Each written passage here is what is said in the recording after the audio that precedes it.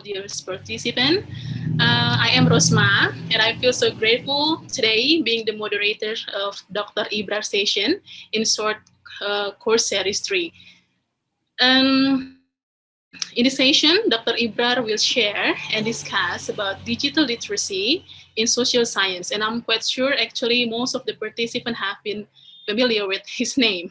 But let me tell you a bit about his profile. So Dr. Ibrar is a lecturer as well as the director for the MSc TESOL at Queen's University Belfast, and he lead on digital literacy and communication and issues in language assessment for TESOL.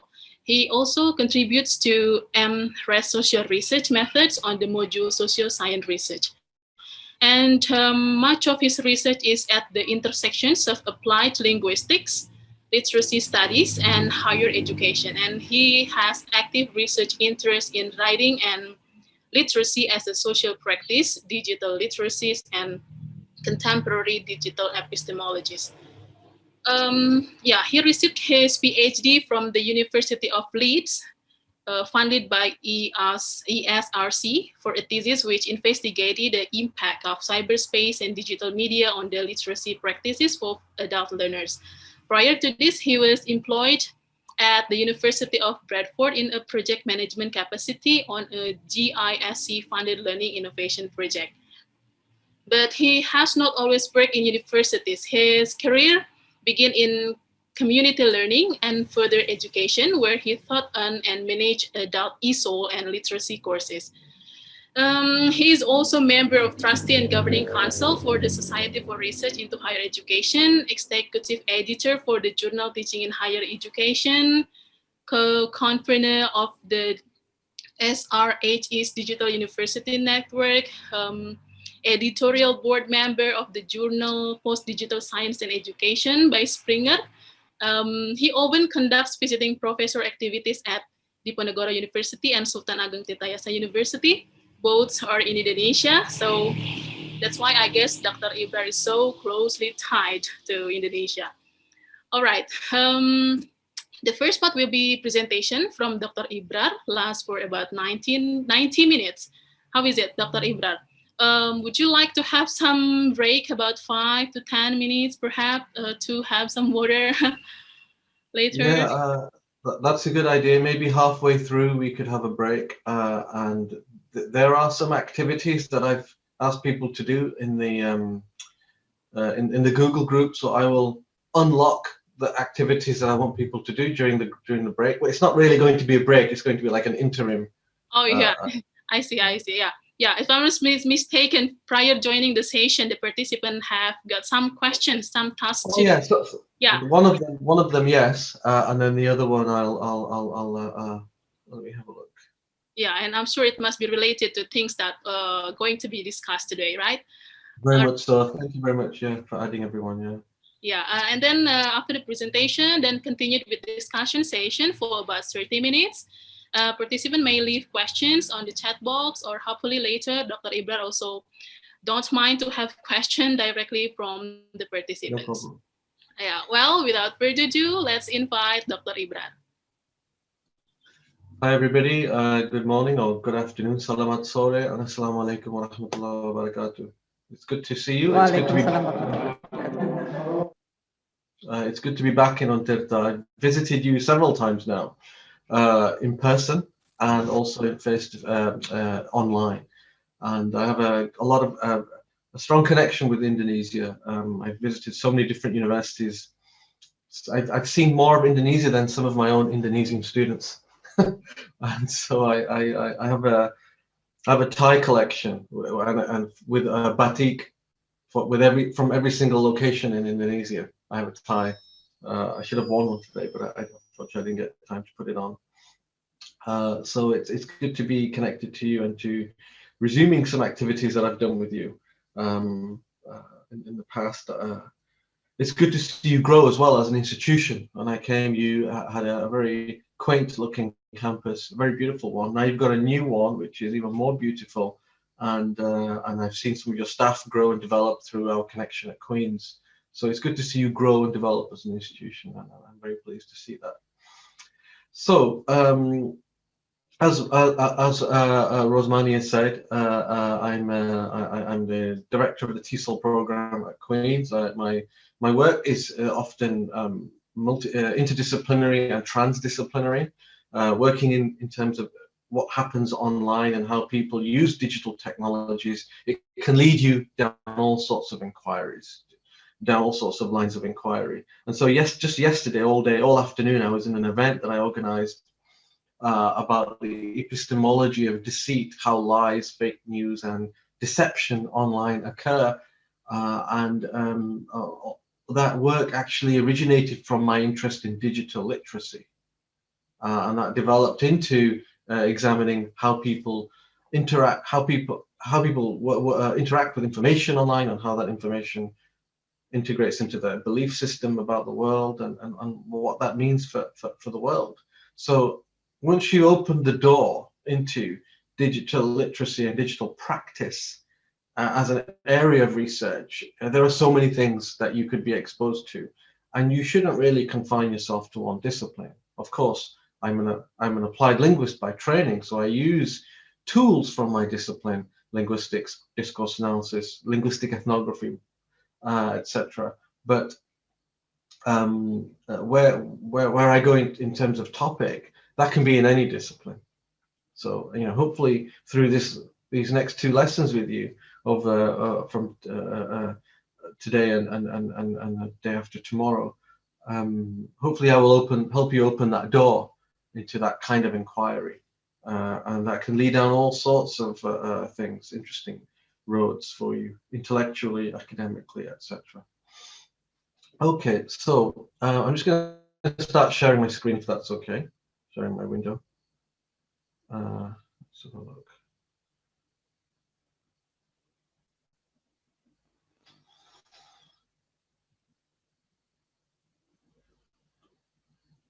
Okay, can you all see that? Yes, clearly. Yes, very clear. Very good. Okay, so as Rosmania said, my work is influenced by literacy as a social practice. Okay, and that is the theoretical basis that I will be drawing from. That's the theoretical perspective that I'm going to talk about. So these sessions are divided into two, of course, but really I've divided them into four. So this session will be 2 hours, and it will be two parts. The first will talk about theory, because it's important to start with the theory that is guiding the research. Theory has a very important place in our research. Often some students, they don't like to deal with theory. They say it's too hard or it's not clear. And sometimes it is hard and not clear, but it's very important to have a theory. A theory is there are two kinds of metaphors that you can invoke when understanding the role of theory in research. One is as a lens. A theory is a lens upon a problem. Okay, a theory helps you to understand the problem from a particular perspective. It allows you to, if you're working in a particular theory, you can then see that problem a certain way, and some theories have stood the test of time, so it's useful to work with them. And then at the end of your PhD dissertation, if you are doing one, you can then develop the theory into something else, or to expand it. So we don't always keep things as they are necessarily. And another metaphor that I like to invoke when describing the role of theory is a language of description, sort of like a palette of colors that you have to choose from when you're making a painting. The theory gives you concepts that you can use when you describe your research problem, like a palette of colors that an artist will have. So theory is very important, that it gives you language, it gives you a lens upon the problem, and it gives you concepts that you can work with while you are dealing with that problem. So it's very important to understand theory. So the first part of the first session will be about the theory, and then we will look into methods and things like this, and then we will look at in the next lesson we will talk about languaging online, because I think some of you are interested in linguistics. It's certainly the area that I come from, although I'm not confined to that. And then we'll look at communities online. And so those will be the two sessions and how they'll be broken down over the next 2 days. Well, today and today after tomorrow. So the subject is closely related to my academic fields, TESOL, applied linguistics and education.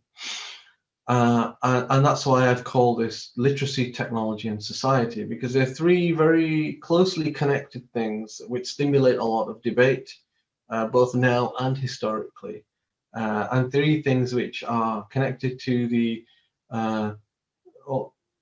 ultimate concerns of educationalists and linguists, and that is language phenomena online, language learning, and how best to understand digital technology and its impact on society. So I'll outline the sort of theoretical foundations. And as Rosmania said, it's a social practice approach to digital literacy. Okay, so, and I've just sort of outlined that to you now. So we'll look at how literacy occurs in and through the practices of people, their networks, their contexts, explore ways to examine digital literacy in context, and present an agenda for how to examine digital literacies in society and in education.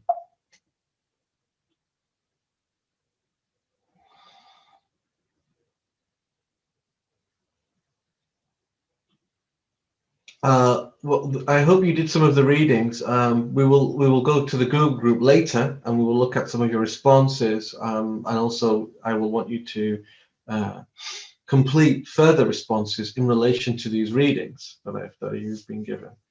I think you've been given them. So if you want, I can put them in the chat if you want them now.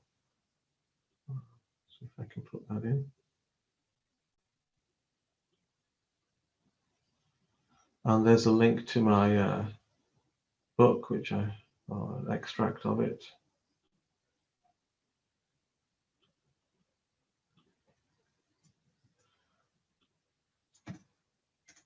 Okay, so you've got those now. Okay. Excuse me while right, that's fine.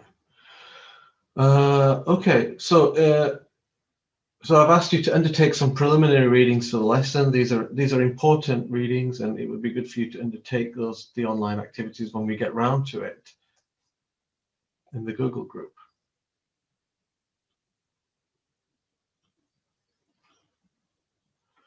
So how people perform acts of literacy and how these acts of literacy are mediated by technologies and what that means for society is always controversial. Just look at the following headlines, all of which in different ways are commenting on and passing judgment on literacy, its relationship to technology and its impact on society. I'm sure you've had these debates in Indonesia. In each of these headlines, there is a controversy about language, literacy, and society. Examining literacy and language as a social practice, therefore, brings some of these controversies to the fore. That is to say, they become the focus of our inquiry and research. We cannot really understand what is happening when people use digital technologies unless we understand what they are doing, how they are using those technologies to get things done in life, i.e. as a social practice. People use technologies for different reasons. They play games, they join online communities, they make friends, they engage in debate, they try to learn, they try to buy things and sell things. These are all social practices. Let's not look at them as learning practices necessarily, or even literacy practices, although they are. Let's look at them as just social practices. And when we look at them as social practices, we will get a better idea of the motivation underlying them. A social practice perspective focuses on these things rather than the language on its own. And we will come back to this slide later. But this debate is not new. These arguments are not new. The debates around literacy and technology and society are not new. The Greek philosopher Plato, for example, in his Phaedrus, records Socrates' objection to the technology of writing and its impact on society. arguing that reliance on the technology of writing, and remember, writing is a technology in the abstract sense, reliance on writing would erode cognitive processes and memory, and that reliance on reading would mislead students to think that they had knowledge when they only had data or information, very similar to some of the debates now. And this complaint about technology is still going on now, with arguments about how we approach the internet as a resource for information, the sheer extent of all the information that is available, and how to discern and make sense of that information. In other words, how to turn that information into knowledge. So Socrates argued that he wasn't in favor of writing things down because he felt that it would make people reliant on writing rather than their own memory and on their own capacity to interact with information and produce their own knowledge. So new technologies always renew this ancient debate. So there are always tensions between literacy, technology, and society. And educators need to better understand these debates. And that's what I want to focus on here. Not necessarily answering the questions, because sometimes questions don't have simple solutions, but rather better understanding the controversies. So in order to tell you a bit more about this, and in order to sort of outline the theory in more detail, I'm going to draw on a very practical, hypothetical example. I want to tell you a brief story, nothing spectacular. The other day I was sitting at home and it was cold. So I decided to switch on the central heating. Oh, actually, let's call it air conditioning, because that would be better for you in Indonesia. So the air conditioning wasn't working. I'm sure you've experienced that very uncomfortable moment. So I thought I should call out an engineer. Before I call out the engineer, I'm going to read the manual and I'm going to fix it myself, because I am literate. I can read and write. I have a PhD and all the rest of it. So I think I can deal with this. I think I can handle this. So to cut a long story short, I tried to read the service manual of the air conditioning and I couldn't fix it. I couldn't get it to work. So I had to call out the engineer, and he didn't even look at the manual, very briefly looked at the manual, talked to me and fiddled with the air conditioning and fixed it within a very short time.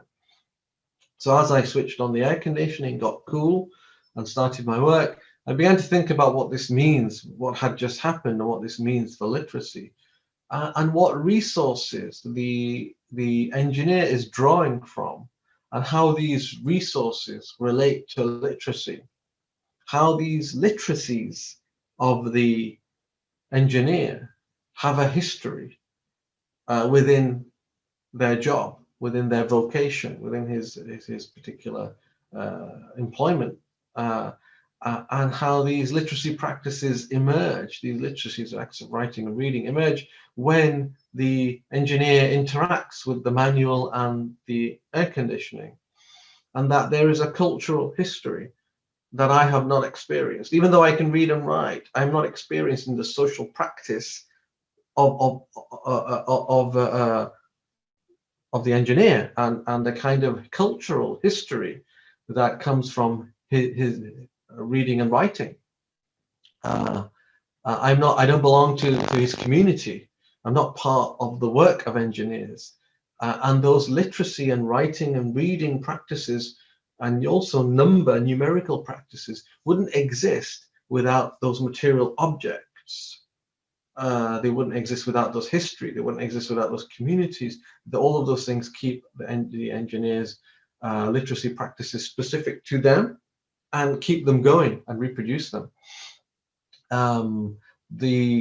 The engineer, it's not that I am illiterate, it's just that the engineer has a completely different set of literacies to me, literacies which are embedded in his cultural practice, and he uses those literacies for personal and for professional purposes in order for me to better understand the reading and writing work, the reading and writing experience of an engineer. I need to better understand the day-to-day life of air conditioning engineers, I need to understand their cultural context. I need to observe them and work with them and to follow them for a while and to do some sort of ethnographic research into their world and how that complex world is very different to my complex world of academia, where I have my reading and writing practices that the engineer could not do. What are those? Reading journal articles, writing papers, writing abstracts, writing reports for students, writing reference letters, writing taking notes, writing conference papers, and reviewing other people's articles and writing reviews of those. And so there are a complex set of reading and writing practices in my job that the engineer could never do. I'm sure that he could do, but if he was, he would have to come into my world and understand what those are. Okay. So reading and writing, therefore, I mean, we'll get to the main part of it now. So literacy is therefore a social practice. It is experienced within specific contexts. It is attached to professions, communities, places, religions, institutions. It is part of particular social history. It is mediated by material objects and technologies. Therefore, to understand literacies, you need a thorough exploration of the context. An example of the plumber or the engineer's literacies. Literacy is therefore not just a set of decontextualized skills. Remember that. It's not just a set of decontextualized skills which are applied the same everywhere. Okay, it's not like when we talk about literacy, we have a tendency to talk about it as something that you have or you don't have. Okay, you either got it or you haven't got it. And the social practice approach to literacy is to move away from that. Of course, some people either have skills or they don't have them. That's understandable. But we can't really truly understand literacy in the social lives of people with this basic reductive psychological definition of it. And this forms the basis of a social practice approach to literacy, that it is not enough to say that literacy is exclusively and only a set of decontextualized skills, which are the same everywhere. Literacy is not the same everywhere. Skills that are the same for the engineer and me and nothing more. A literacy, a social practice approach begins with a critique of this idea. What counts as literacy in a social practice approach, therefore, depends on the institutions in which it is embedded, the processes through which it is acquired, and the practices through which it is enacted.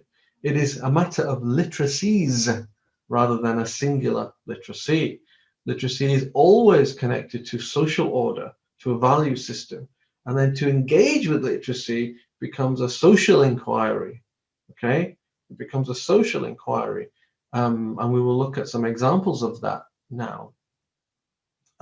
Think about the literacies in your religious institutions, in your mosques and churches and temples and anywhere else. They are literacies that go back a very long time. They are very complex and sophisticated literacies. Sometimes they are translingual literacies that cut across different languages, cut across different bits of Arabic and bits of Sanskrit and bits of Latin. If you're Catholic, you'll have a bit of Latin in there. And so they are translingual literacies. They are literacies that span countries. They are literacies that cut across communities.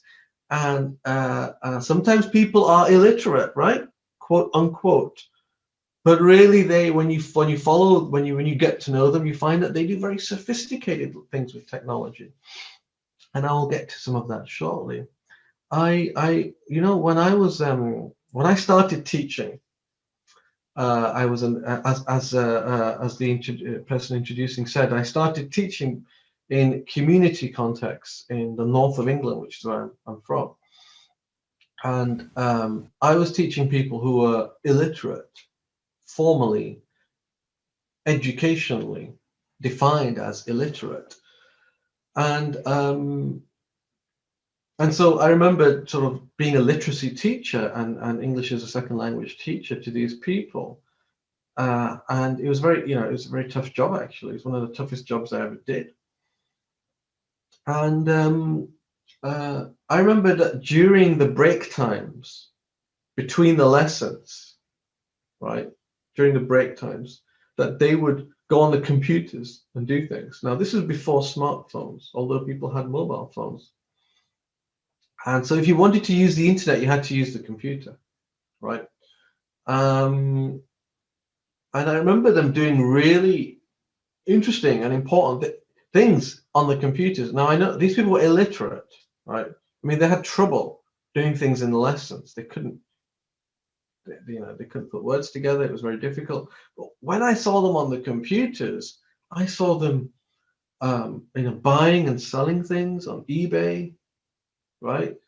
Working out, discussing visa applications, or I don't know, legal issues around asylum and being a refugee, and talking to people about that, translating for people, mediating for people, all sorts of really complex and sophisticated digital practices, digital literacy work, which was not part of their literacy knowledge as it was being judged in the classroom. Do you know what I mean? So it's like beyond the radar of traditional educational measurement. Okay. And this is what got me interested in literacy as a social practice. Actually, it was that moment in front of me in the classroom when I saw these people are not really illiterate. They're just differently literate. And I need to move them from this social practice, or not move them, but I need to introduce them to academic literacy social practices, right? That's what I needed. That's what I need to do. They have a certain set of skills already from their life experience, and to approach this as something that they have or they don't have would be intellectually problematic, and it would be also a little bit arrogant of me. It would not. It would be a sort of hegemonic, a powerful definition approach to the situation, a perspective from my hegemonic perspective, um, and so that's what got me into the literacy as a social practice kind of perspective. So a social practice approach to literacy. I don't really quote myself a lot, and I don't really quote myself in slides much, but I felt like I kind of like defined it all right here, and it's in the link that I've sent you. So this forms the basis of a social practice approach to literacy. So this approach complemented earlier views of literacy, which focused on more individualistic, cognitive, or psychological approaches to language. Okay, which is the everyday understanding of literacy as something you have or you don't have. But it also critiqued their failings and how they neglect to take into account social phenomena, value-laden features of literacy, and literacy activities beyond the classroom and colleges. What counts as literacy in a social practice perspective, therefore, depends on the social institutions in which it is embedded, the processes through which it is acquired, and the practices through which it is enacted. It is therefore a matter of literacies rather than a singularly conceived literacy. And it's to focus on what people actually do with text and how they are used to get things done, and invites careful and ethnographic attention to social acts of meaning ascribed to them. So this is what you do when you look at literacy as a social practice. You look at what people actually do to get things done. You look at the underlying motivations, the social practices through underneath which underscore the literacy that you're exploring. So there's a whole body of work on this perspective, and it forms the basis of this 2 lectures that I'm doing on digital literacy. This is because this approach, I think, is of great importance and utility in discovering what people actually do with technologies and how we can better understand it, especially since literacy is used to categorize people educationally and socially. And now, since digital literacy is has entered into for quite some time, important educational debates scholars of literacy and social scientists of various types must examine what this digital practice looks like and how it impacts people in different ways, including how they learn and how they make sense of the world. If I gave you all the same, if I had the money and if we were doing an experiment, if I gave you all the same smartphone, okay, with the same apps, you would all exhibit different digital literacies, wouldn't you? Because you all have different backgrounds. You all have different histories. You all have different hobbies, different languages even. Indonesia is very multilingual. And different communities and different cultural and religious and whatever other practices that you adopt. So what defines literacy is not the technology. What defines it is the social practice of the individual. So that's why in our perspective, the social practice approach, we focus on the practice of the individual, okay? Okay, so I'm gonna go into more depth about that now.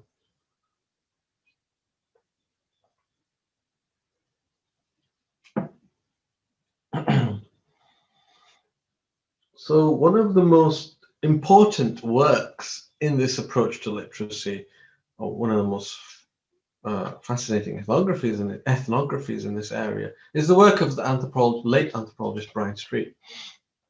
His study in Iranian villages demonstrated the varying forms literacy can take, depending on the different contexts and purposes through which it emerged in the community that he examined, or what he called multiple literacies. He discovered various literacy activities undertaken every day in this community, but by people who were described as illiterate by literacy campaigners and UNESCO at the time. These literacies, these were in Iranian villages. So these literacies were not the ones taught by educational, settings, valorized in educational settings. They remained literacies which were marginalized to the everyday social and informal parts of society. They were in the mosque. They were in the religious places.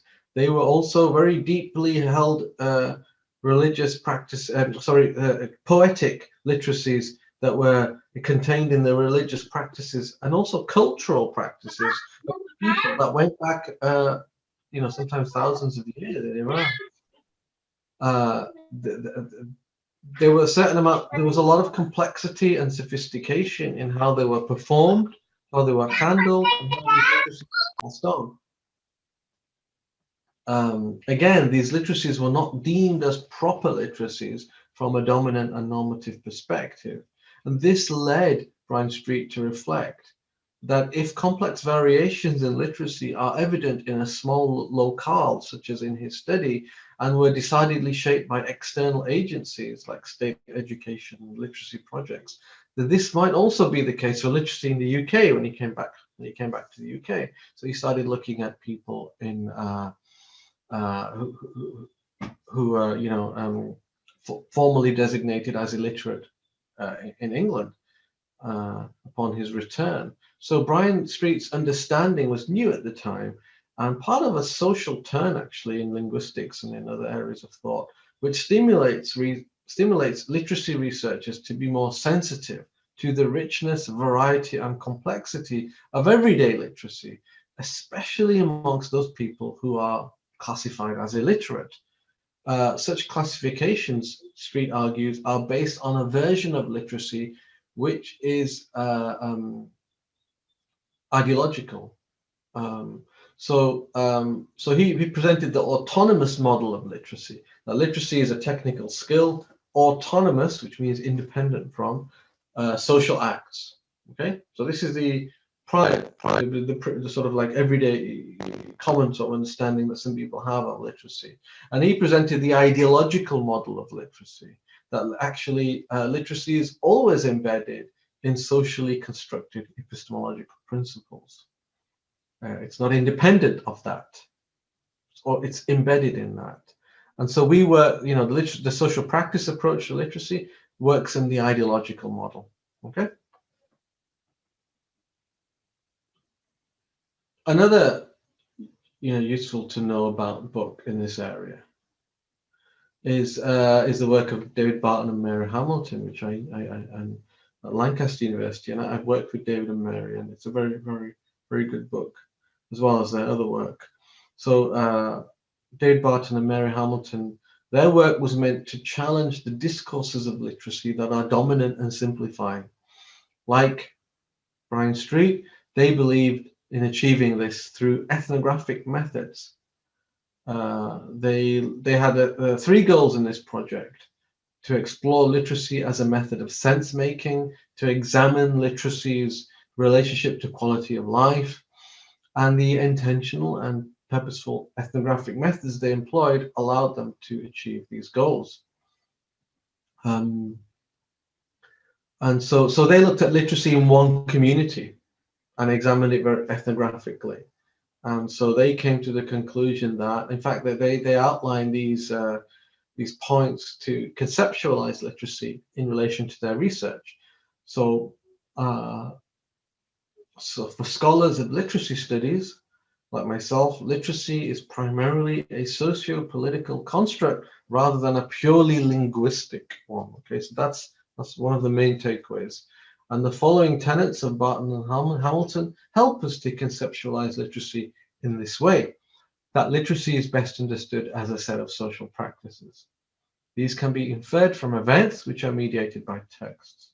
So I have a text. It's the book that I've written, the first book. So the social practices around that text are like things like this event, all the things I've done before around it, my dissertation, PhD, my papers that came from the book and the PhD, and my discussions with Dina, and my work that's gone all around, Indonesia around literacy. And so you can't really understand the book unless you look at the life around it. Okay, you've got to look at everything around it, and all of this is connected to my academic work. So because I'm working in that context. So there are different literacies associated with different domains of life. Literacy practices are patterned by social institutions. Okay, it's really important to understand they are patterned by whether it's a mosque, a temple, a university, or a club that you go to, or a I don't know, anything, a football club that you go to. It will be the institution's pattern that they dominate the literacy and define it, put it into certain forms. Power relationships. Some literacies are more dominant and visible than others. You don't see all the background work that I do around it. You just see the book, the final thing, or the paper. You don't see all the messy, complex work that's hidden behind it. Okay, literacy as social practice says, find out what that is. Find out what all that background literacy is, right? Literacy practices are purposeful and embedded in broader social goals. Okay, they're connected to our social goals and cultural practices. They are historical. They change, and new ones are acquired as well. How do they change? Well, if there's a new platform, like, I don't know, some people started using TikTok here in the UK, so that's a new set of skills, new processes of learning. There's no course on how to use TikTok. You got to just go in there and ask your friends and make mistakes and work it out. Informal learning and sense making. Okay, so new literacies come with new technological changes, but also people who make the technologies, like Twitter, they don't know what you're going to do with that technology. They can guess, but they don't really know. So when Twitter was first created, it was the caption of it was actually initially it was only after Evan Williams's design for audio blogging failed, and then he set up this microblogging tool, which was actually secondary to his initial creation. And the initial caption on Twitter was, I think it was, "How are you feeling?" or something like that. It wasn't "What's happening." Now they say "What's happening." It was something else. And only when he saw that people were converging on a particular kind of practice did he change it to "What's happening." When they ask you on Twitter what's happening. And even the and the tagging people and the hashtag use, this is people who led this. Twitter didn't lead that. They observed people doing it, and then they formalized it into something that they want you to do. But they didn't set out with that, actually, as far as I understand. And so there are always new literacy practices emerging, and there's a complex relationship between humans and technology and how those things emerge. So what counts as literacy is, as I said, the institutions in which it is embedded, the processes through which it is acquired, and the practices through which it is enacted. It becomes a form of critical social inquiry. For literacy's approaches to TESOL, if you are working in TESOL, I foreground that because I know there's some TESOL people at Untitled. You could look at the work of those people there, and we'll talk about it tomorrow as well. Oh, sorry. Right, so, sorry. So, even something like graffiti becomes interesting from a literacy as social practice perspective. Okay, you notice the pictures, I take most of my own pictures I take because I'm crazy about literacy. So I find anything that's writing, that's wild out there in the world, I take a picture of it because I'm interested in literacy as a social practice. I want to know what people write, why they write it, and so all of the pictures are drawn from my own work. I mean, I just took this when I first came to Belfast a few years ago. So even something like graffiti becomes interesting when we look at something from a social practice perspective. Okay, literacy is not boring; it is really interesting, and graffiti has a history. Some say the early 70s. I'm talking about graffiti, which is more, not like this, but some say the early 70s, and aligned to the culture of hip hop and other urban cultures such as breakdance and b-boys. For many people, it was a form of expression for teenagers and youths from the most neglected parts of New York. I don't know if you've ever watched the Netflix series, The Get Down. I watched one or two episodes of it and got bored, but I got interested in it because of I wanted to see how they depicted urban Brooklyn, or was it the Bronx, in the 70s.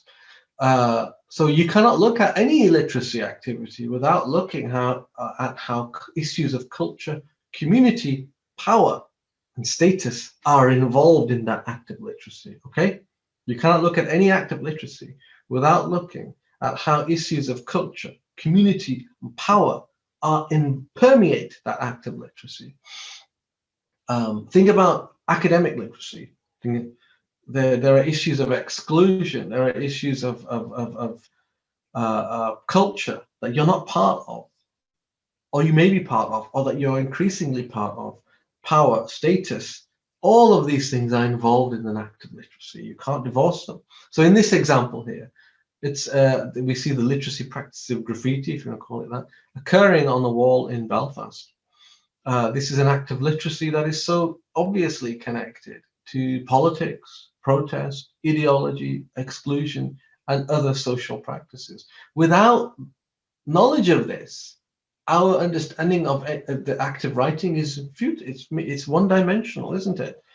And so any act of writing can be looked at in this way, actually.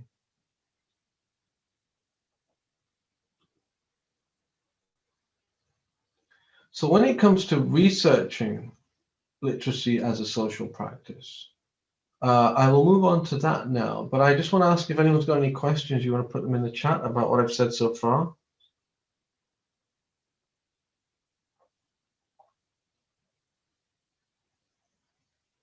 Anyone got any questions they want to, about the theoretical outline I've just done over the last 40 minutes?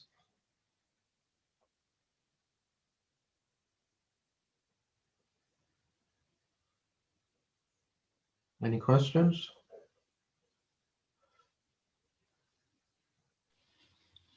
All right. Are there any questions so far from the participants?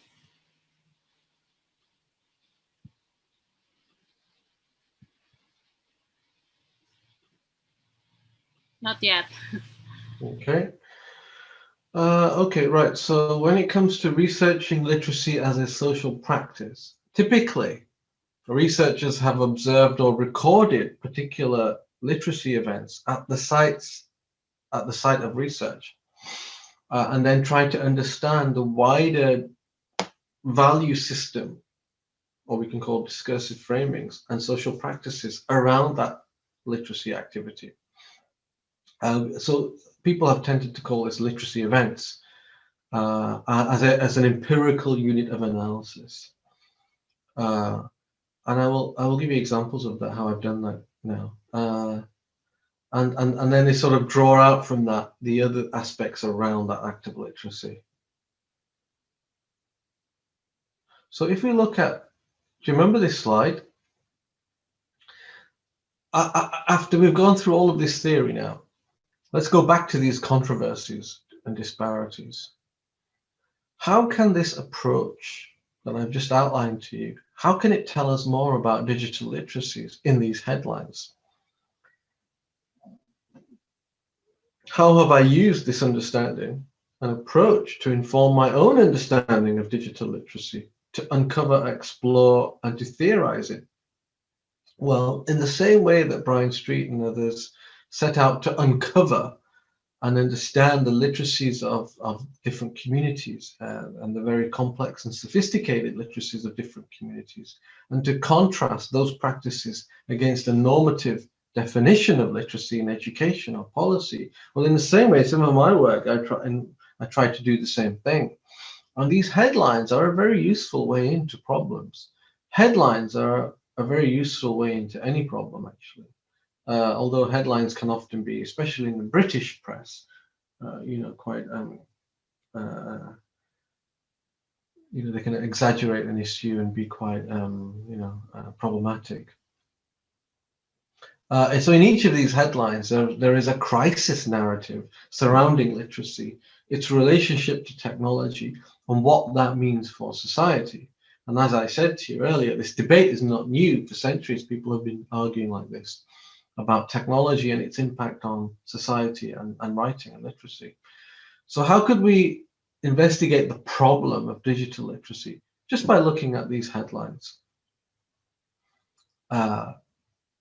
If you can turn headlines into research problems, that's a good thing.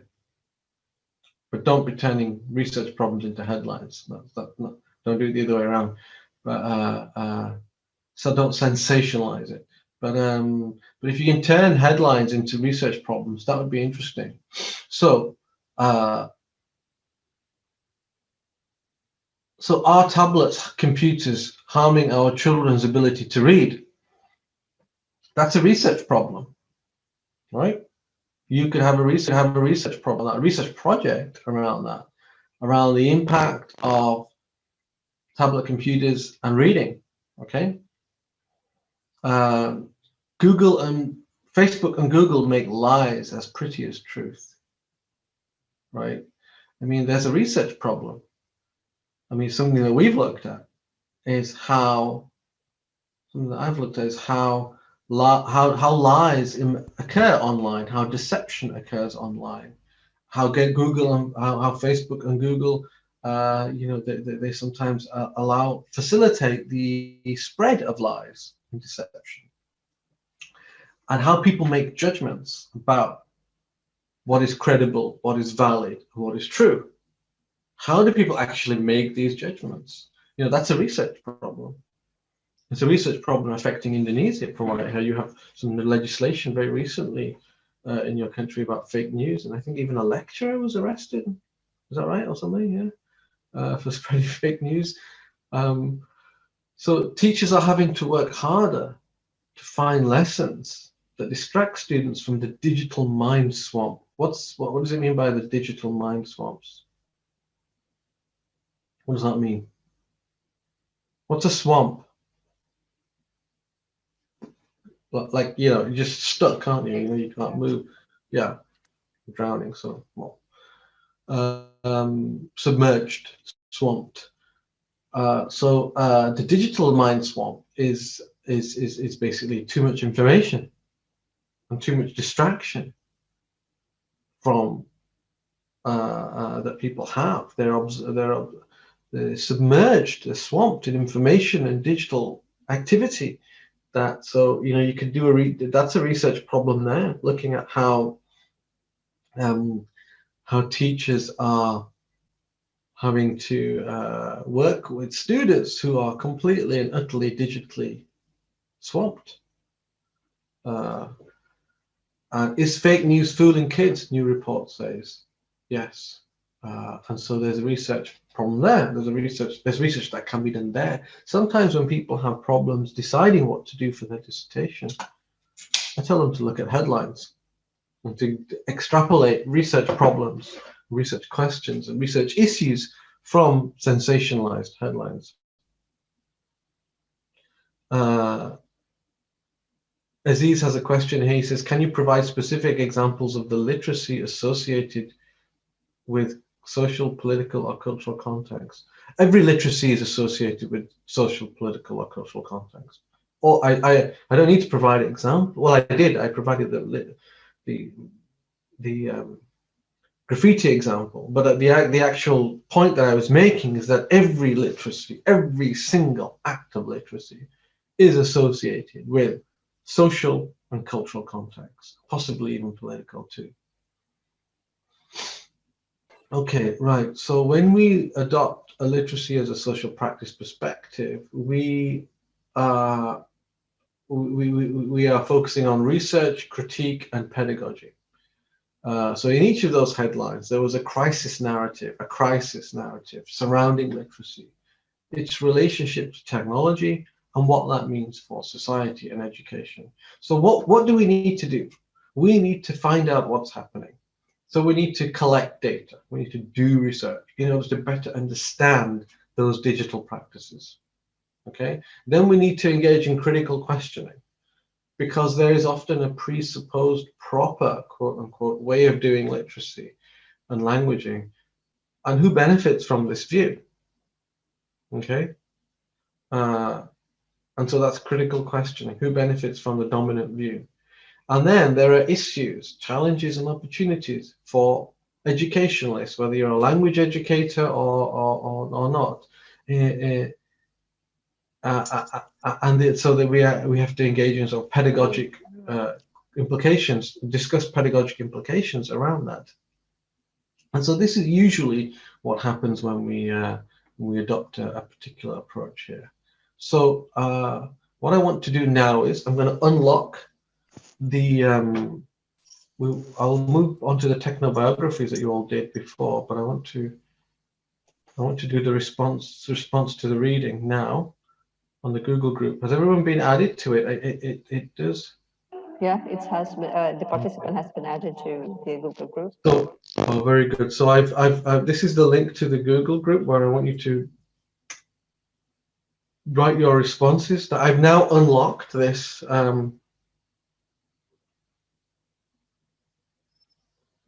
I've now unlocked this chat. So so if for the next 15 minutes, if you could just answer those questions that are in the Google group, is that okay? And I'll just deal. So actually, these are in response to the readings as well. So please look at those while you're doing it. Taking everything that we've done so far the last 50 minutes and the readings as well, you should have some grounding in what a literacy as social practice approach is and what that means for digital technologies. So I'll just answer this question here. As graffiti is part of young people's way to express themselves, and sometimes pictures with a couple of words and even nothing, how can we elicit the meaning of the graffiti? Well, sometimes as I said, a literacy as social practice approach takes you away from the act of writing and goes to the social practice. If you want to understand the literacy practices of an engineer who comes to fix your air conditioning, you can't just look at the manual. You've got to follow the engineer and get to know that community and observe engineers working and what they do and the kinds of things they do. And you got to look at the material objects around which they do their work and the learning that is around all of that. And then when you get a comprehensive picture of their life, then you'll have a full understanding of their literacy. Okay? In the same way, if you want to understand people's graffiti, I was just using it as an example, you got to look at all the things around it. As I said, you know, you got to look at all the things around the literacy and see how issues of power, status, and politics permeate any act of literacy. Okay. We will look at the methods specifically in the next part of this session. So this is just an interim period where I want you to answer those questions in the Google. All right, so within 15 minutes, all the participants are supposed to do these activities on the Google Groups, answering these 4 questions from Dr. Ibrar. Thank you. So you've got it all there. Okay, that's good.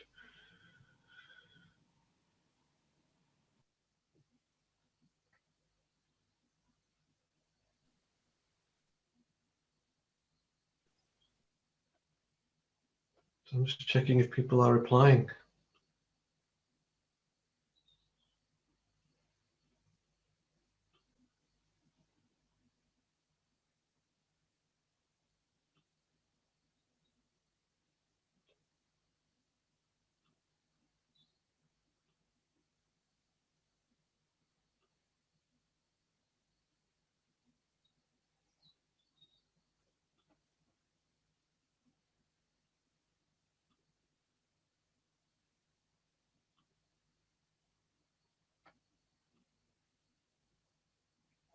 Okay, I'm going to be right back. I'm just going to get my water. Is that okay?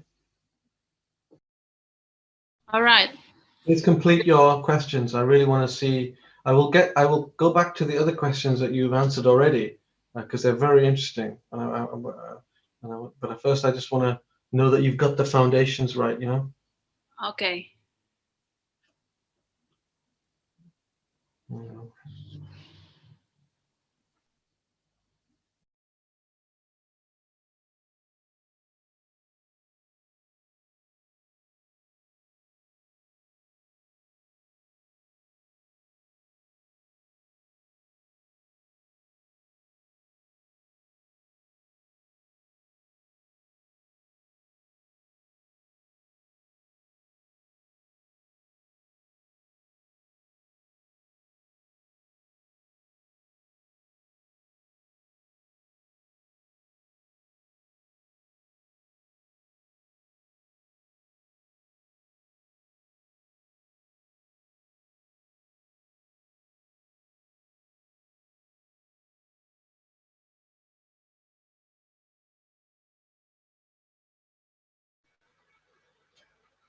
Okay. Any responses?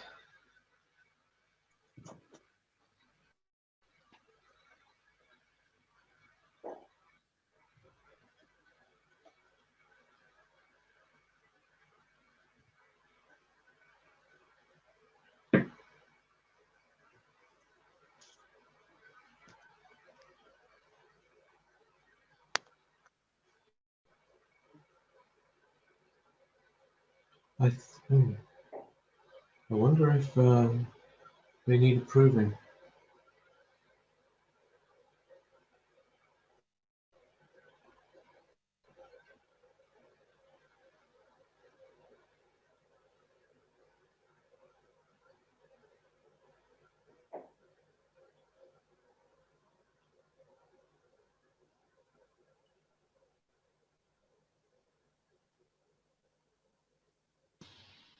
Yeah, perhaps they're still reading, trying to read the sort text that you gave just now.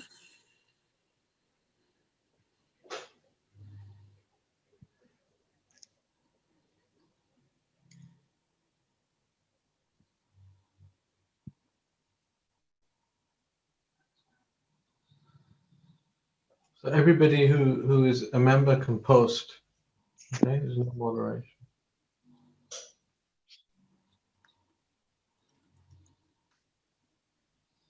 All right, so the participant who's been already in the Google Groups, please check and go to your groups, then drop your answer there. It means that we have to answer 3.1 to until 3.4, something like that. Sorry, I want to clarify this. All right. I mean, yes. yeah, in the Google Yeah. group. Oh, okay. Okay. So I think we are still doing our response. Yeah. Okay. Sorry. Yeah. Well, that's fine. Take your time. Take your time. Okay. Thank you. All right. We still have around 10 minutes to have it done. All right. So the first step will be on about local literacies by Bartonan, and then understanding digital literacies, right? Then you should read those two tags on the social practice, and then trying to give your response about it on some questions already given there on the groups. Yeah. They were given to you before, so hopefully you've already read them. Yeah.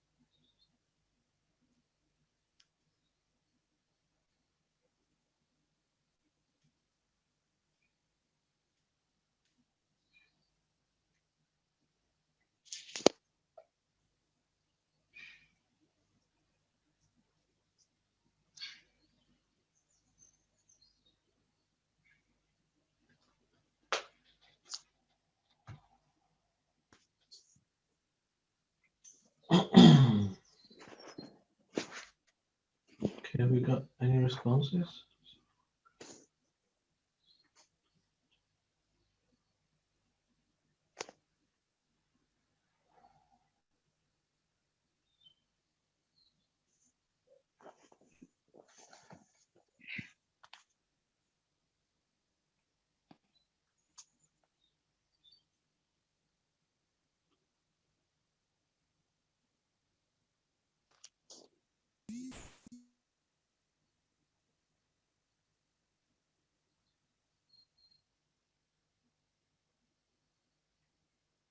Anybody have any questions that they want to ask while we wait for the responses?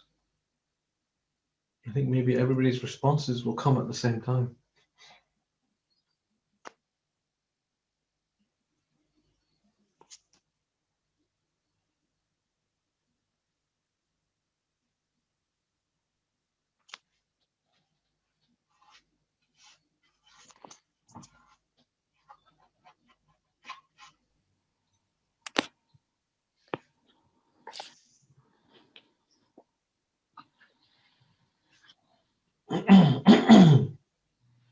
Or perhaps they just can answer the question one by one. 3.1 Yeah, first. yeah, that's fine. I don't mind. One by one, you can answer them. You can answer in the chat if you want to as well. I will. I've written them out in the chat for you. We will go through these. I mean, I don't. Your responses to these will be very interesting.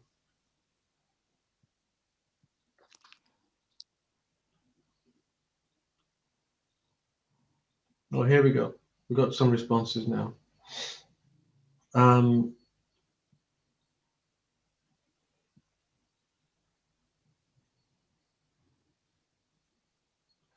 Yeah.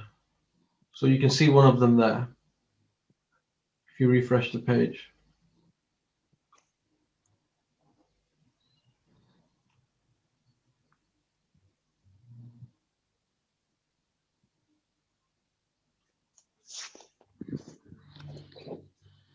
All right, we've got some responses here from Dian Rianita and also from Ahmad Rizaldi. Yeah.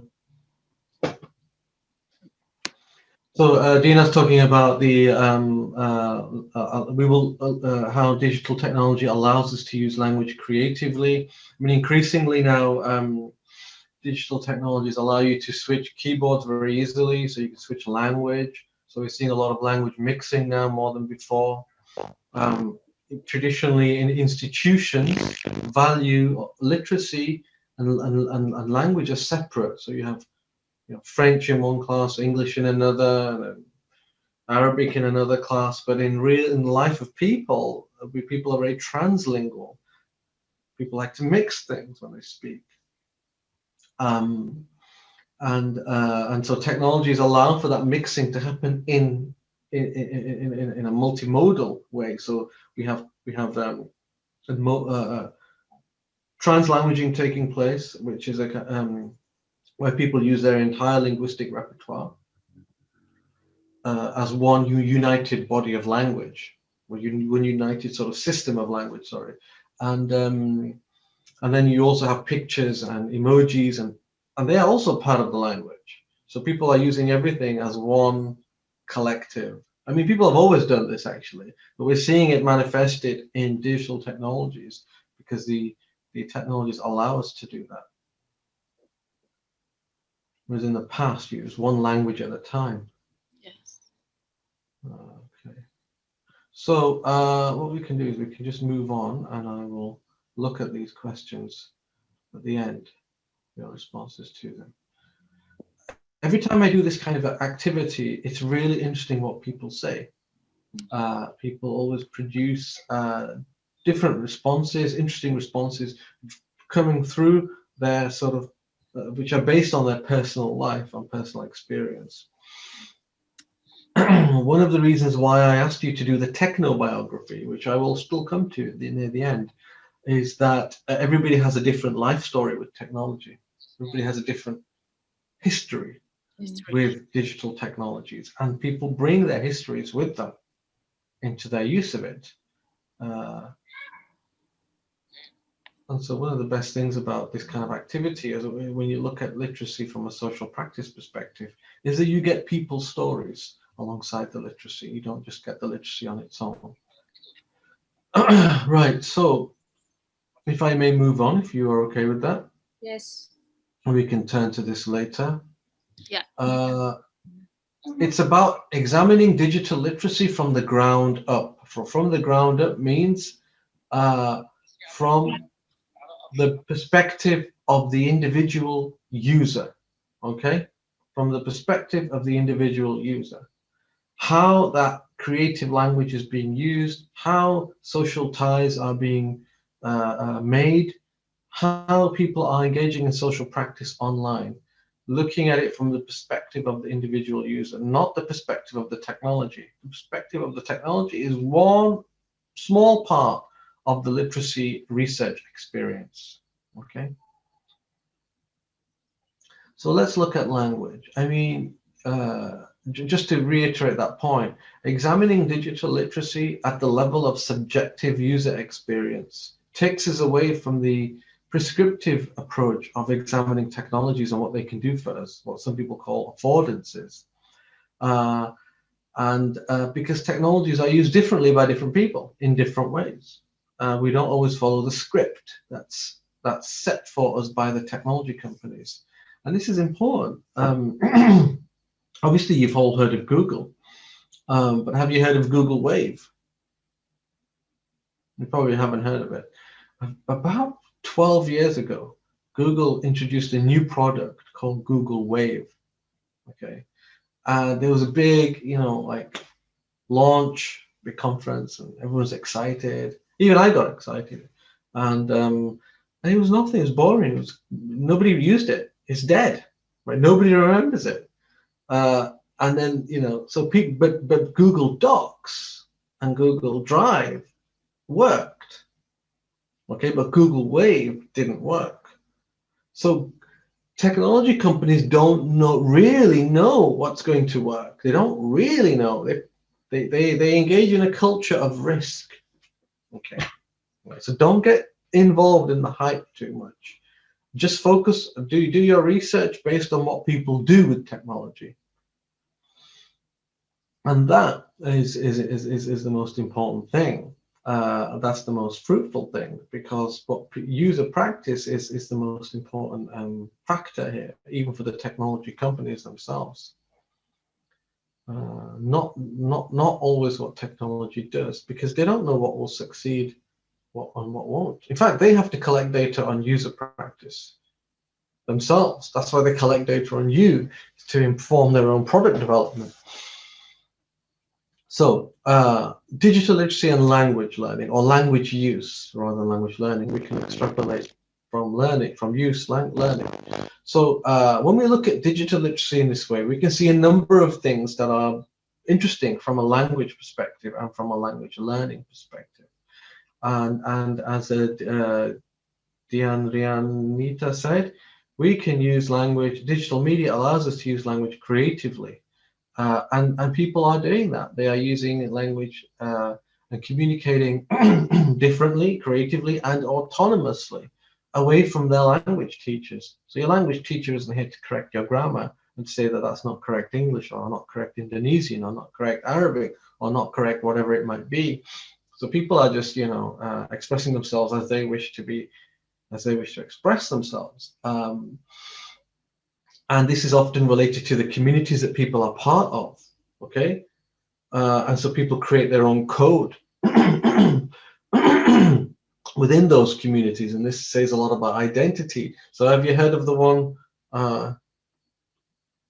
PRW? Oh no.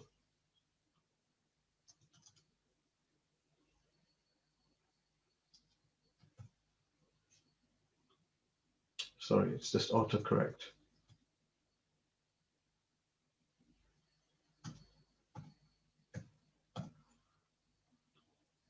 Oh,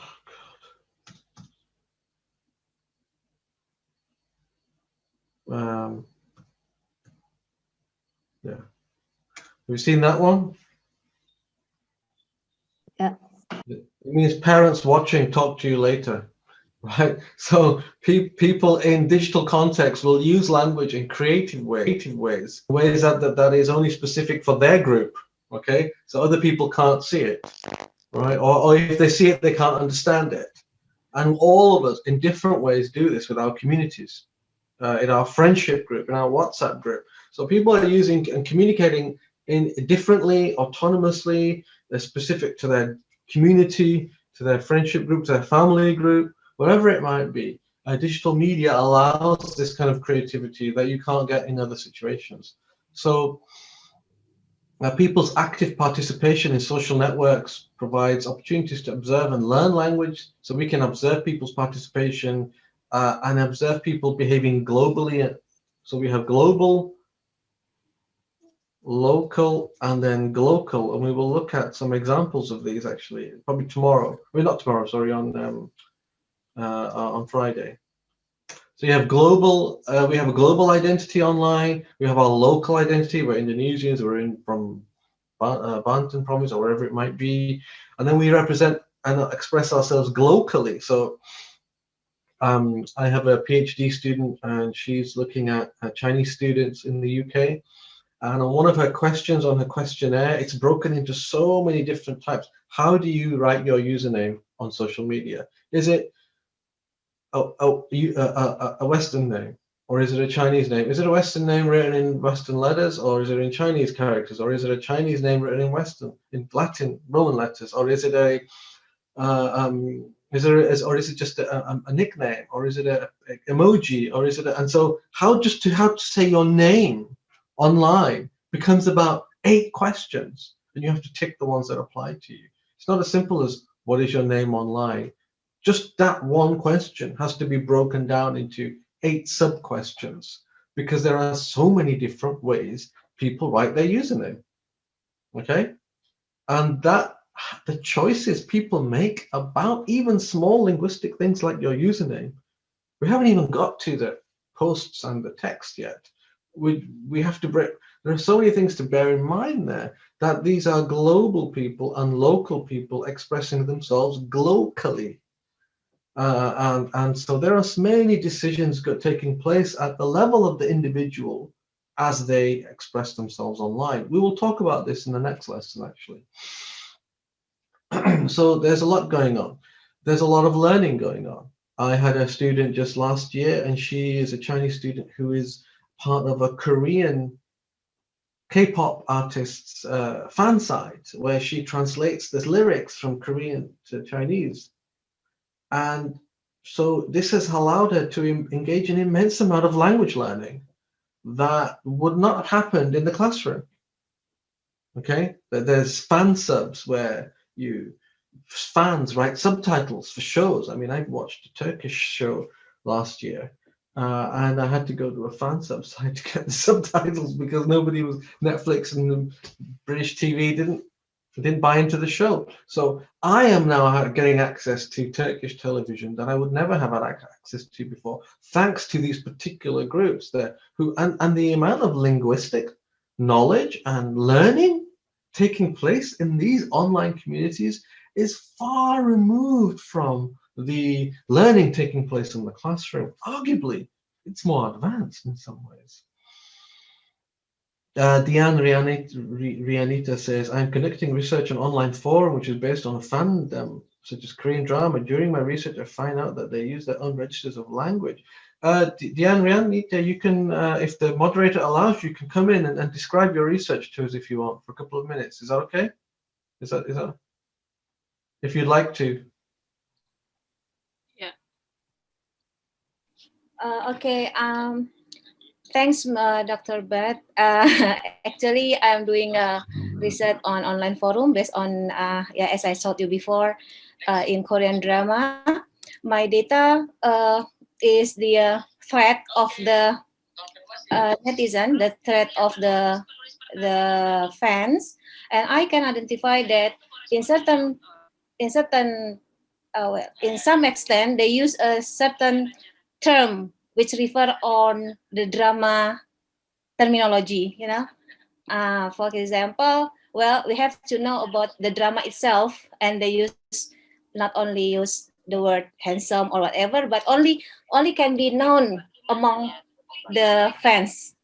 So in order to analyze what the meaning of the words, I should cross-check to another website, and to some extent it's hard for me because I'm not a Korean drama fans, but I try to find out and consult with other members in global, in global access by using internet, of course. So I'm still doing that. Very interesting. So I look forward to reading that when it's out. I look forward to reading your research when it's out. Okay, thank you. But yeah, I will send you later after finishing my dissertation. No worries, inshallah. Inshallah, thank you very much. Because the focus is the thread among the netizens when they're talking about drama, and whether they can understand each other, or maybe the newcomers come to the forum and try to get involved, but maybe there's some, what you call it, trouble to understand, because the forum is open access. Everyone can post anything regarding to the drama. Okay, very interesting. That I look forward to seeing it. So as I said, much of this research is sorry, much of this practice is far removed from the classroom. Yeah. Okay, but it's really important as an area of inquiry. So it's not the ordered acquisition of language like you get in a textbook, you know, where today we're going to do the present simple, tomorrow we're going to do the, I don't know, function, whatever other function. So what, like you get in a language textbook, you get the ordered acquisition of learning. Learning that's happening online is situated, it is individuated, it is dynamic, social practice, and related to getting things done in life. That is the learning that I observed from my students when I was a teacher, when they were in the break time. And that is the learning that a lot of people do online. So they want to meet somebody and get married. So what do? Some people go online, and then there's a whole process around it. And so there's a whole lot of literacy work around this. And stuff like that, they want to learn, they want to get some knowledge of some sort. So it's related to getting things done in life, and the social practice approach focuses on the getting things done in life. That's what it does. Okay. So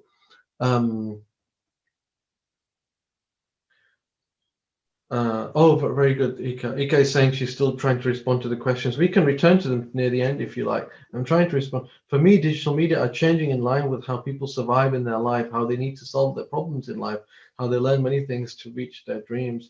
And for those reasons, people need to communicate their thoughts, feelings, ideas to be able to compete globally with other people locally and globally. Yeah, and also to communicate with people globally and locally. And so people are developing a sort of global expression of themselves, so that they are global and local. That's very true, Ika. I appreciate your response. So language learners participation in these spaces mediate and transform language learning. So what I do is I get people to give me examples of their text chat, and I collect them. I've asked you to do it in the Google group, which I will unlock that one before the next lesson. And so I get people to then examine their own mixture of languages, and we will theorize about that in the next lesson. It's a socio-cultural process, one which sees reading, writing, and communicating as situated, goal-directed activities, ultimately tied to context. And some of these you might not understand, because people communicate as in ways that Dianita said, Dianita said, in ways that are specific to that community. So, whether you're telling somebody, parents watching, talk to you later, or whatever it might be. So we are seeing textual activity, which is dynamic, it's translingual. It's not focused on one language, and it's situated, meaning it is emergent in that particular context and situation. So, for example, if you look at the one on the far left, I'll just do the one so we don't waste time. I might have golden arches for iftar. So these are 3 people from Hong Kong, but they are Tamil Muslim in Hong Kong, born and raised in Hong Kong. So they speak Cantonese fluently, and they also speak English fluently. And so golden arches is the translation of the Chinese name for McDonald's, because McDonald's doesn't translate, but the M looks like 2 arches, so they translate it to golden arches, which I've forgotten what that is in Chinese, but in Cantonese or in Mandarin, but translated into English, it becomes golden arches. And they're discussing food there, which is what people do. So there's multiple, it's very translingual, and most of our linguistic activity in social media is like this. It does not respect the boundaries of language, because most people don't in real life, in actual practice, they don't. And so this becomes a social practice concern. We get into the mess of it, Yeah. We like the mess. And so there's a taxonomy of practice that some people have put together. Christoph Hafner writes about, presents this taxonomy of practice. There's doing, okay, and then there's how, and then there's questions for pedagogy and teachers in there as well. So there's doing things with social media, sharing things, searching for something. And then there's meaning, when you develop a sense of meaning with forms of representation, like reading, in effect, communicating and using posting. And then there's relating. Beyond this, we go to relating. And then we have to look at patterns of interaction. And then, you know, each dimension of a literacy practice, digital literacy practices, has important implications for learning. Like, how do we manage relationships? You know, I said people want to go out there and meet somebody and get married. Well, they've got to have an education in how to manage relationships, what expectations are when they communicate with people for this purpose. It's not as simple as just going in blind, completely ignorant. And then there's thinking, experiencing and thinking about reality, how we sort of read things and internalize them and think about them and incorporate views from the outside world into our own epistemology. You know, I mean, it's like you can get pretty much anything out there on the internet. So you've got to be continuously thinking. And how you manage your thinking, I mean, you've got to manage it. You can't know everything. So some people will only go to certain news sites because they trust those news sites, and they will just not go to anywhere else. And that's understandable. Okay, I can understand why people would do such a thing. But then you're blocking yourself off from other points of view. So I mean, you've got to think, what's the right way to do this? In the past, people only got information from certain sources, like the family or a community leader. In the past, people relied on certain stewards. We could call them stewards, or important people in the community who gave them knowledge. The religious leader, community elder, parents, uncles, aunts, etc. And now this has been disrupted. We've got to think through who are the stewards of knowledge in our society. Otherwise, the consequences could be severe. Being, and then there's ultimately being who we are, our social identity online, presenting oneself, ourselves, and how we think about that. Issues of identity are extremely important in social media and in online contexts. Have you heard of the glass bedroom metaphor? I mean, would you like to have a glass bedroom? No, why? Because everybody would see you in your bedroom all the time. But some people live their life online, and that's like living in a glass bedroom. You know, everybody can see it, and you don't know who's looking, because some people are just walking past the bedroom. Other people are committed to staring at you all the time. When you're online, you don't know who's watching, who's paying attention. So some people are living in some sort of a glass bedroom.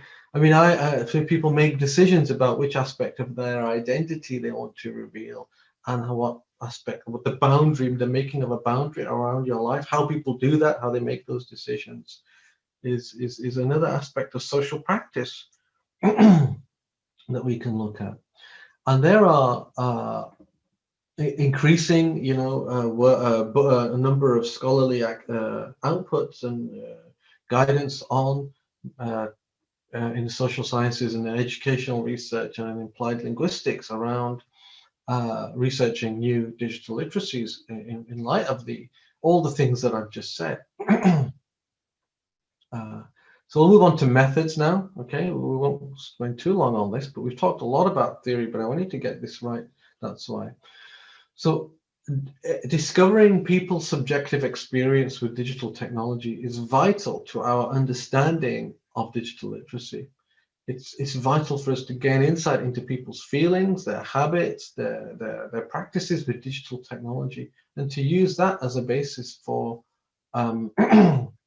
language learning or learning in general.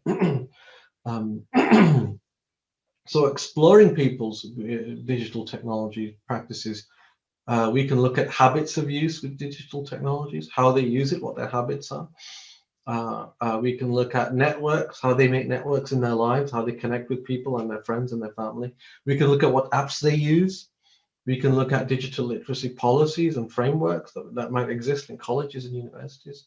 We could look at historical trends. That's what I did with you. I got you to talk about your past.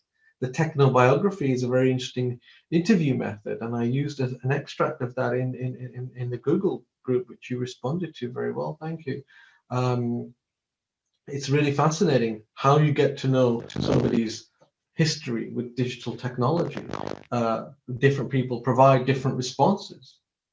You examining something from a social practice perspective would be about examining their history of use. Okay. And so I have interviewed people multiple times, and sometimes it's the same research project. For example, I've used participatory, focused interviews. For example, let's look at that one. Ethnographic methods can encompass all of these, by the way.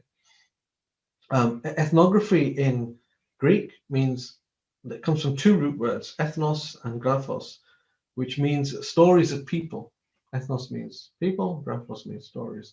So ethnographic research is about foregrounding the perspectives of people and their account of their situation and what you are researching. Okay.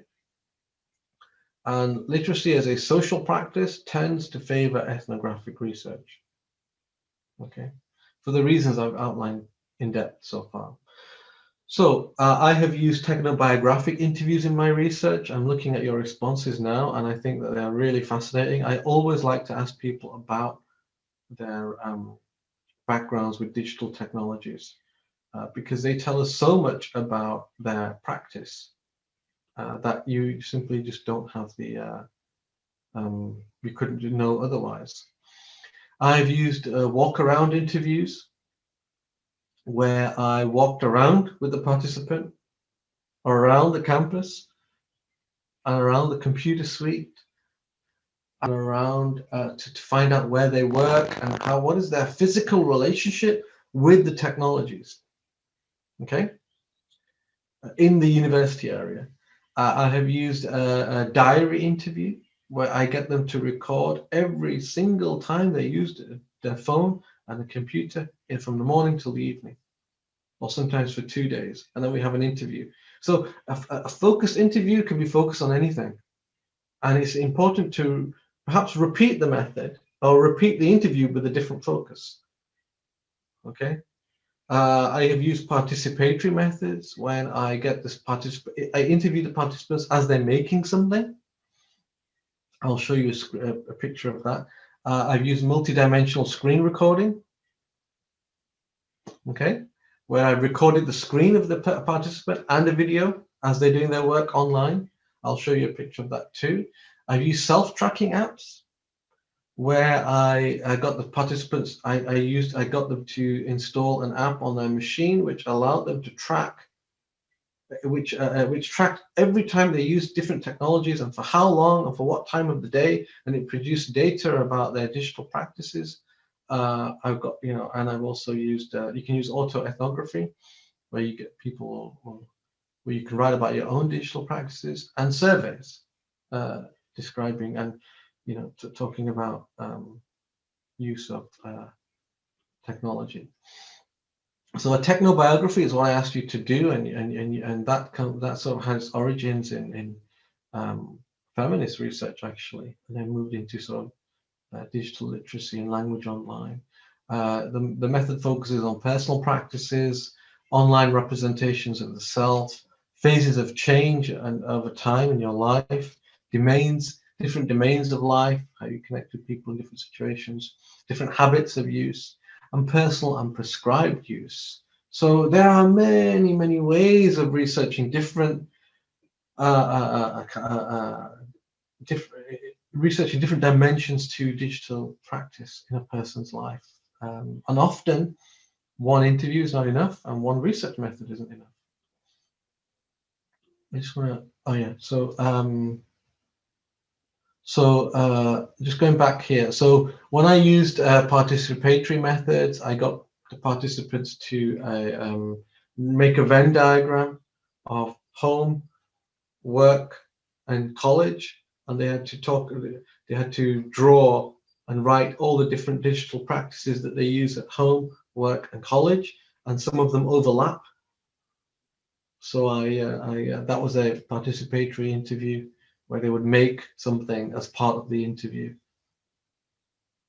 So many different methods you can adopt, and you've got to read the different forms of research that are out there and find out, you know, what suits the project that you want to do. So these are the questions that I asked you to answer in your technobiography. When did you first use a mouse? Send a text message, search something on the web. Can you remember the first email that you wrote? How did you write it? Is it different to how you do it now? I do this for academic writing. When did you first write an academic paper? Is it different to how you do it now? What do you like most about digital technology? What irritates you most about digital technology? When did you first use a translation app? How has your use of these evolved over your life? When did you first interact with someone multilingually? How have these practices evolved? Are you part of any online communities? And when you get into these kinds of questions, you find that people have such a variation of response. It's unbelievable. And it will open your eyes to the importance of digital literacy as a social practice, rather than as something which is defined exclusively by technology. So yeah, because your literacy activities are connected to getting things done in life. So people interact multilingually, you know, because they want to, because they want to connect with people in multiple linguistic domains around the world, or they want to express themselves a certain way. So did you say I have to finish at just at 9:30? Is that what you said? Is that right? And then we have questions. Okay. Yeah, so, but I guess the discussion is getting more and more interesting. Yeah, we've spent 90 minutes, but all the participants, I guess, still wants to learn more about this concept of digital literacy. And we have just questions also, and already been answered or responded by Ibrar. Yeah, I think Dr. Ibrar, if you still have some points to deliver, you still have time, I guess. Okay, that's why I asked you first. I didn't want to be rude and carry on. And so All right, go on. Well, so I'd like to end this particular session by making the argument that research in digital literacy as a social practice helps us to look at what's the funds of knowledge that learners bring to educational settings, and using this as a basis for what we understand as digital literacy, and rather than just some, you know, autonomous, as Brian Street said, notion of literacy, which is independent from social practice. What it means to be digitally literate is always changing, actually. And what this means for education is always changing as a result of it. So the way we practice and think about digital literacies must also be prone to change and must develop. So through this lecture, I hope I've shown that focusing a lens on student practices as the focus of our inquiry and social practices allows us to see the value, of what they do, and allows us to see and value the innovative practices that can inhibit learning, but can also facilitate learning. Practices which are beyond the radar of normative educational measurement and recognition, meaning practices that we might be missing because we're not going out to look for them to truly understand what is happening when people are using digital technologies. So these kinds of insights can contribute to other areas of research that you may be interested in, like mobile-assisted language learning, networked learning, language education in general. Some people, you know, it's computer-assisted language learning, and various other sort of areas of thought. Digital literacy is not a given and therefore needs to be discovered. So this is the kind of perspective that I've tried to present here. The important thing is that for now is the theory and social practice and the methods that are ethnographic. Once you open that door, you've got all sorts. So you've got a theory, and you are armed with the theory and a toolkit, and then you can get some ideas for what research you would like to do from that. So in the next lesson, I will focus on two things: language online and communities online. Okay, so we will take these. Yeah, so I know one or two of you are looking at this. So I will take the theory and methods that I have outlined to you in this lesson, and we will put them into some use for the next lesson. Okay, and I will unlock the discussions in the Google groups now, so you have more time to really develop your answers to those questions. Is that okay? All right. Let me unlock them now.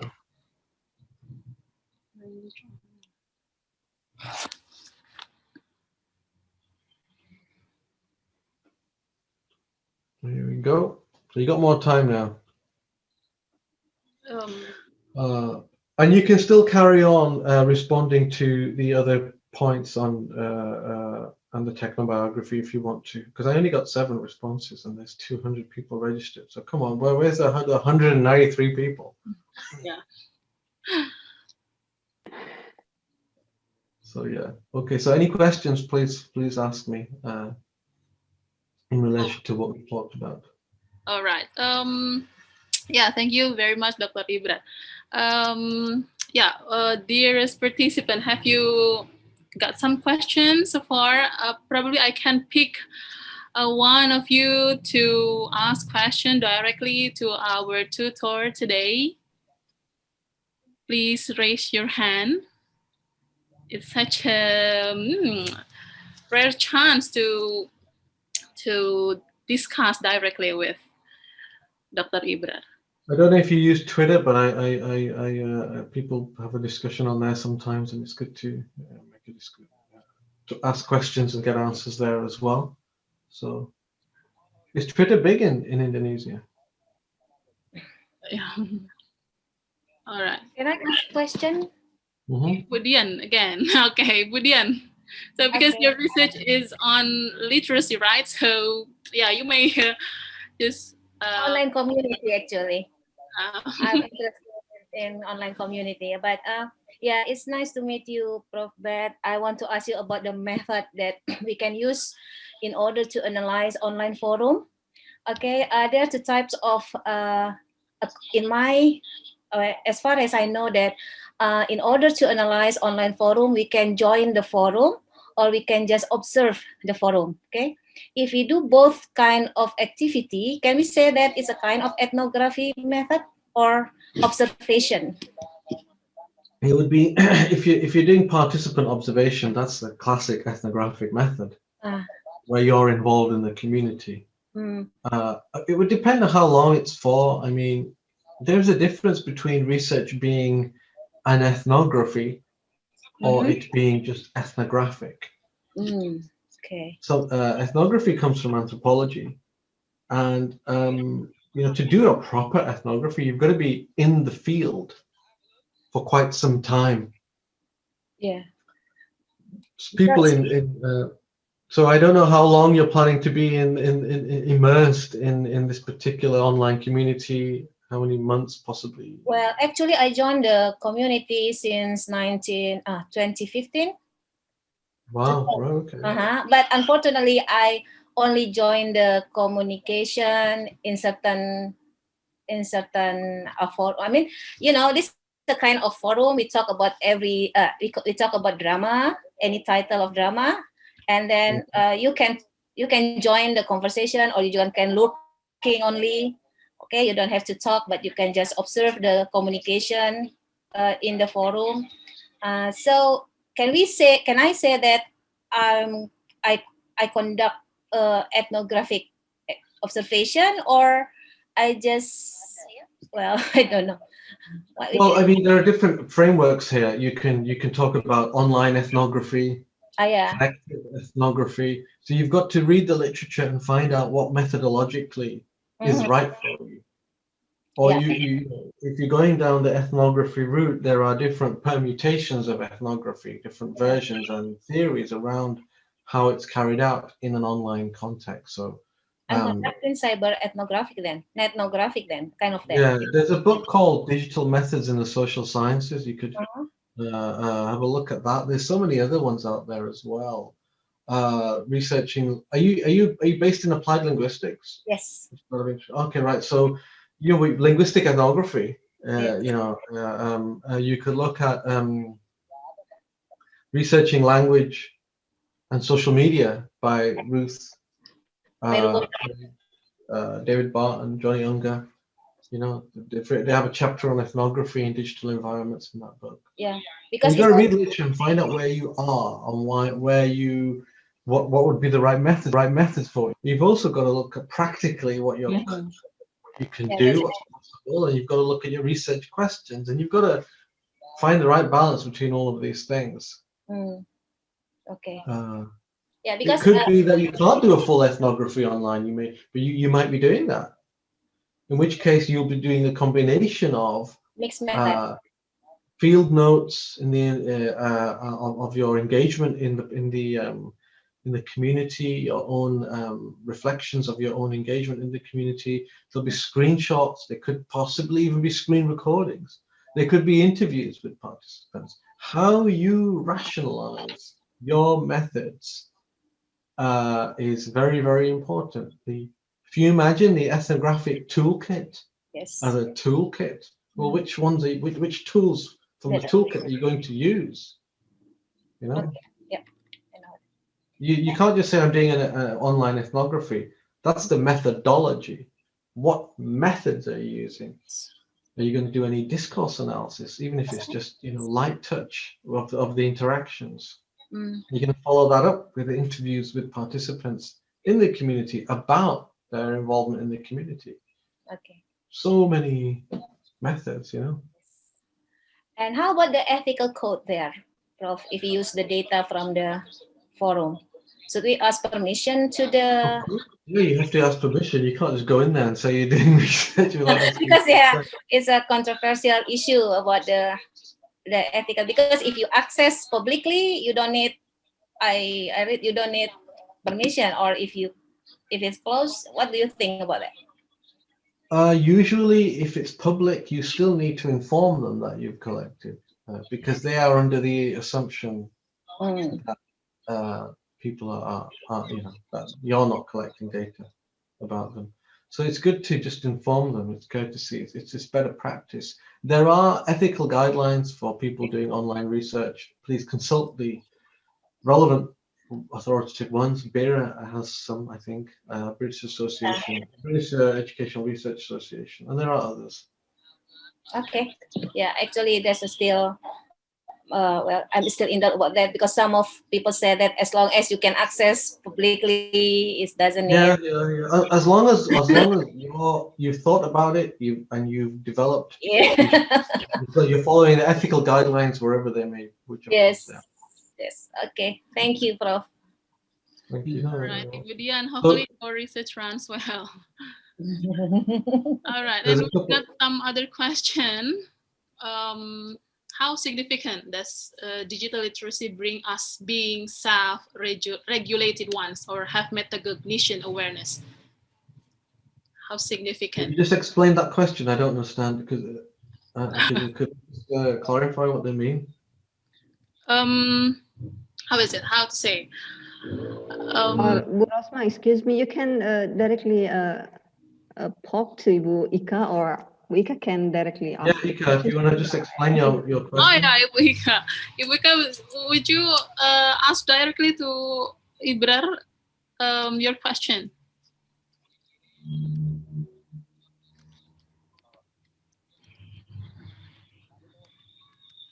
All right, perhaps we can just skip that one first, and we have got some other question. How about some digital media like digital comic?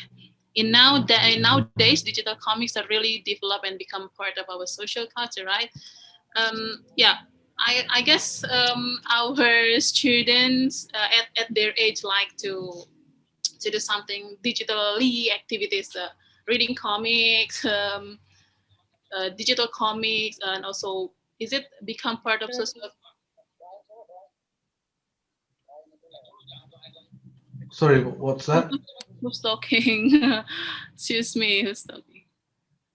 All right. If somebody wants to, you can put your hand up, I think, on here, right? If people want to say something, right? Yeah. Okay. Can anybody just put your hands up or raise your hand? And you can put the hand up like this, I think. No. Raise hand. There you go. Can you see I did that? So if anyone wants to ask anything, just put the hand up. Yeah, you can see the reaction button and then click raise hand. Anyone?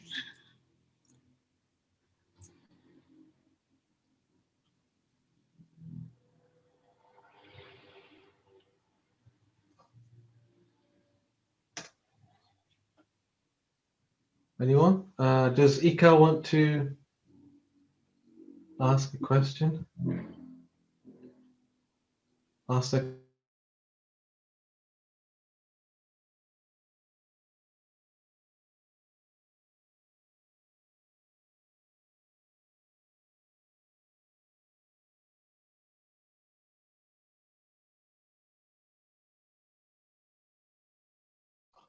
Hello, can you hear me? Yeah, so Ika mentioned about self-regulation. We can't get to self-regulation because there's no self-awareness. A lot of people are not aware of how technology companies make money from them. A lot of people are not aware about how their data is used. And so you can't have self-regulation unless you have some self-awareness first. Okay, so self-awareness is an important aspect of digital literacy. Your own epistemology, how you get to know the world, reflecting on it critically first is the most important thing before you evolve into self-regulation. Any other questions? I don't know anything about digital comics. I don't know what they are. All right. Oh, Ika, you're here. No, she's here. Okay. Yeah, wait. I have to use my earphone. Wait. I would like to ask. So I was in bathroom. Yeah, Mr. Ibrar, I would like to ask you, related to digital literacy, I asked about how significant do the researchers can enhance their metacognitive awareness, like that, because when we do a research, we do like doing critical thinking, and then after we identified some points critically, and then we go to be creative in solving the points that we have found critically, and then after that we try to compare it to theories, or maybe to the areas related to the creative solutions that we have got. Are those steps will bring us to be self-regulated persons, or needs another step to get metacognition awareness? Are you talking about research here? Or are you talking about people's use with technology? I talk about using people using technology, especially. Right. So as I said, people's use with technology is often based around ignorance, actually. Well, in some of my work, I will try and send you the paper I wrote on this. I'll just try and find a link. We talked about digital ignorance. digital literacy and the epistemology of ignorance. And we, I think this requires a login. Hold on. Right, okay, no, I'll send you a free copy of it.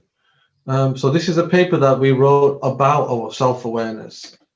Now, I want to mention awareness because, as I said earlier, you can't really have self-regulation unless you first have self-awareness. All right.